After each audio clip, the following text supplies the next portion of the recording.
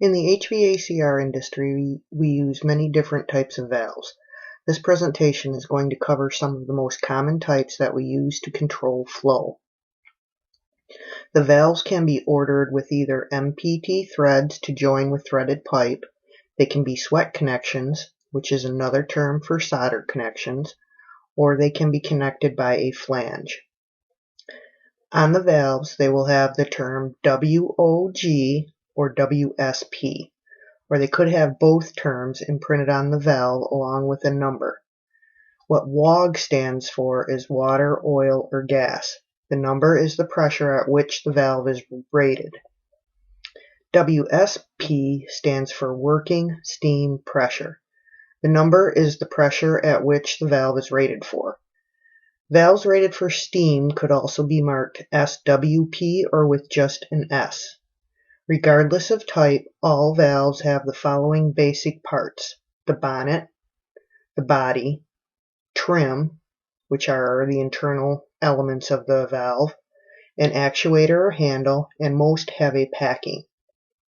For a reliable seal between the stem and the bonnet, a gasket is needed. This is called a packing.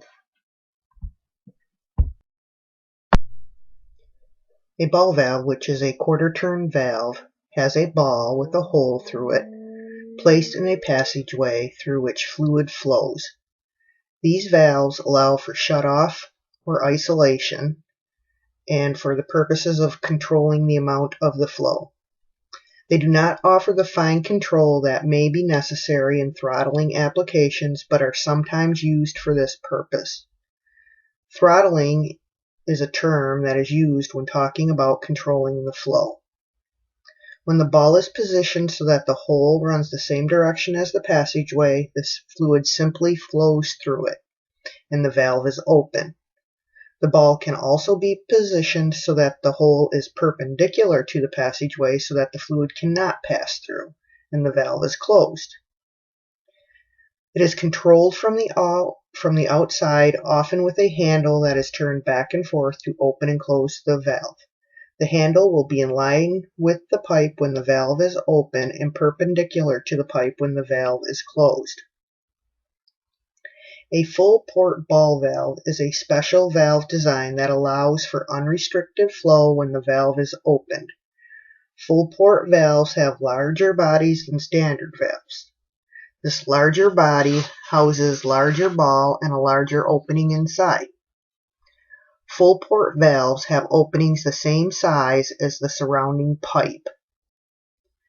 For example, a 2-inch full port ball valve will be compatible with a 2-inch pipeline, and it will have a 2-inch valve opening inside the ball. This is great for applications that require very little to no flow loss. When a full port valve is in the on or open position, it's like there's no valve there at all. Flow is unrestricted. In addition to full port valves, there is also what is called a reduced port ball valve. As you may imagine, this means that the opening in the ball is smaller than full port valves. Actually, it is precisely one pipe size smaller. For instance, a 3/4 inch reduced port valve has a 1/2 inch pipe size ball opening. This smaller opening causes an increase in velocity. Generally, full port ball valves are more expensive than standard or reduced port valves. Depending on the application, one or the other may be beneficial. When it comes to ball valves, though, all serve the same purpose: to provide an open, enclosed function or flow control in the pipeline. If you look at the ball valve in the upper left corner, it is an MPT threaded ball valve. The lower left is a sweat or soldered ball valve, and the one on the right is a flanged ball valve. Ball valves can be positioned in any direction in the piping. Some of the advantages of a ball valve are they're a quick quarter turn on or off operation. They're tight sealing, smaller in size than most other valves. One disadvantage, as mentioned earlier, is conventional ball valves have poor throttling capabilities. A butterfly valve's operation is similar to that of a ball valve, which allows for quick shutoff. The valve is made up of a body, seat, disc, stem, and an actuator or handle. The disc is positioned in the center of the pipe. Passing through the disc is a rod connected to an actuator or handle on the outside of the valve. Rotating the actuator or handle turns the disc either parallel or perpendicular to the flow. A butterfly valve is from a family of valves called quarter turn valves, the same as what a ball valve is. In operation, the valve is fully open or closed when the disc is rotated a quarter turn. When the valve is closed, the disc is turned so that it completely blocks off the passageway. When the valve is fully open, the disc is rotated a quarter turn so that it allows an almost unrestricted passage of the fluid. The valve may also be opened partially to control or throttle the flow. The picture on the left is a flange design. The picture on the right is of a MPT female butterfly valve. Most butterfly valves are bidirectional, meaning they do not have just one direction of flow. Some advantages of butterfly valves are the compact design requires considerable less space compared to other valves. They're light in weight. The quick operation requires less time to open or close. Some disadvantages are throttling service is limited to low differential pressure. Disc movement is unguided and can be affected by flow turbulence.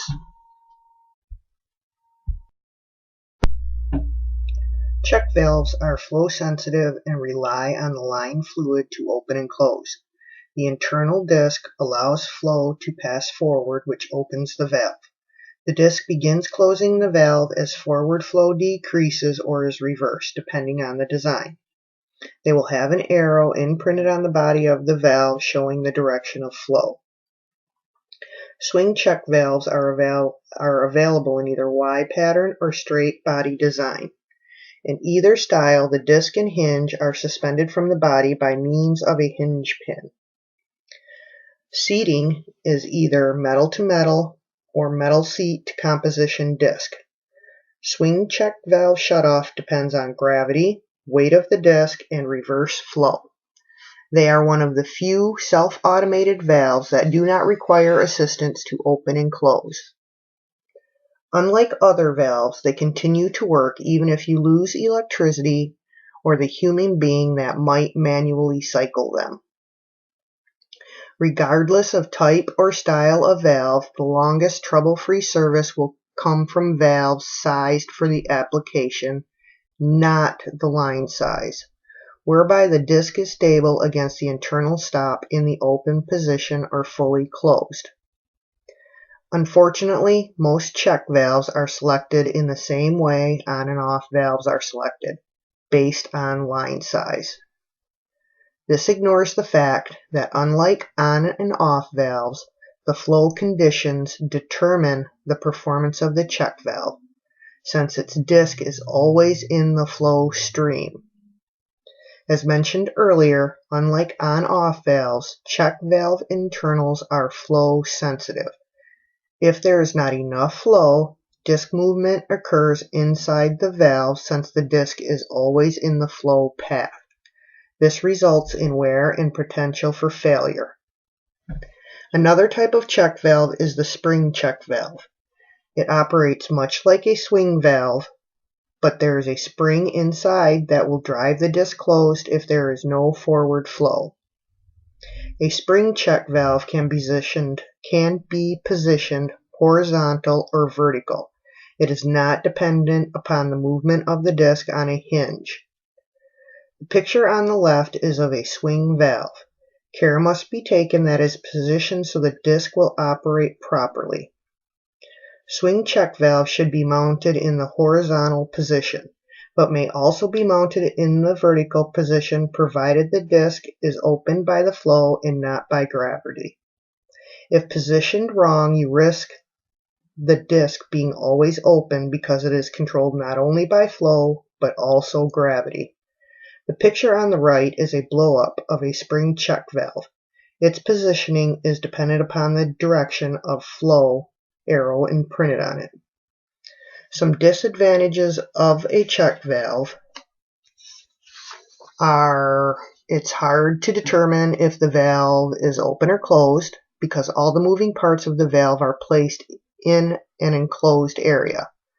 The valve disc can get stuck in the open position.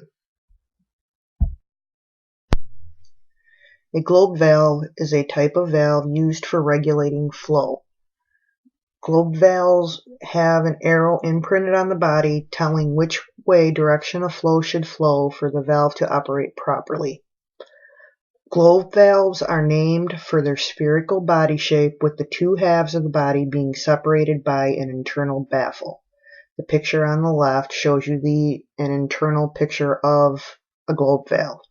The baffle has an opening that forms a seat onto which a movable disc or plug can be screwed in to close the valve.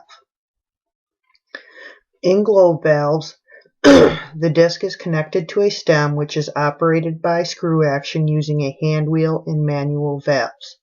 There are also automated globe valves which have smooth stems rather than threaded and are opened and closed by an actuator assembly. Globe valves are used for applications requiring throttling, flow control, and frequent operation. Since the baffle restricts flow, they are not recommended where full unobstructed flow is required. For applications with low temperature, globe valves are normally installed so that the pressure is under the disc. This contributes to easy operation and helps protect the packing. For applications with high temperature steam service, globe valves are installed so that the pressure is above the disc. Otherwise, the stem will contract upon cooling and tend to lift the disc off the seat. Stop and waste is a feature that can be added to ball and globe valves. The valve has a male threaded port on one side with a cap. The port is most useful when installed on the outlet side of the valve when the valve is in the vertical position. When the valve is turned off, unscrewing the cap or loosening it opens the port, allowing the pipe above the valve to drain as long as air can enter the pipe through an open faucet or by cutting the pipe above the valve. The picture on the right is of a stop and waste. Some advantages of a globe valve are good shutoff capability, moderate to good throttling capability. Some disadvantages are they do not allow for unrestricted flow. In a manually open or closed globe valve, they are not as quick to open and close as some of the other valves. A gate valve is a valve that opens by lifting a round or rectangular gate or wedge out of the path of the fluid. The gate faces can form a wedge shape or they can be parallel. Gate valves are primarily used to permit or prevent the flow of liquids. But typical gate valves shouldn't be used for regulating flow. On opening the gate valve, the flow rate does not change evenly with steam travel. Also, a partially open gate disc tends to vibrate from the fluid flow. Most of the flow change occurs near shutoff with a relatively high fluid velocity causing disc and seat wear and eventual leakage when the valve is closed. Typical gate valves are designed to be fully opened or closed. When fully open, the typical gate valve has no obstruction in the flow path, making the valve a full port valve. Gate valves have either a rising or non-rising stem. Rising stem provide a visual indication of the valve position because the stem is attached to the gate such that the gate and stem rise and lower together as the valve is operated. Non-rising stem valves may have a pointer threaded onto the upper end of the stem to indicate valve position. Since the gate travels up or down the stem on the threads without raising or lowering the stem. Non-rising stems are used underground or where vertical space is limited. Some advantage of a gate valve are good shutoff feature. Gate valves are bidirectional and therefore can be used in two directions. Pressure loss through the valve is minimal. Some disadvantages are they cannot be quickly opened or closed. Gate valves are not suitable to regulate or throttle flow, and they are sensitive to vibration in the open state.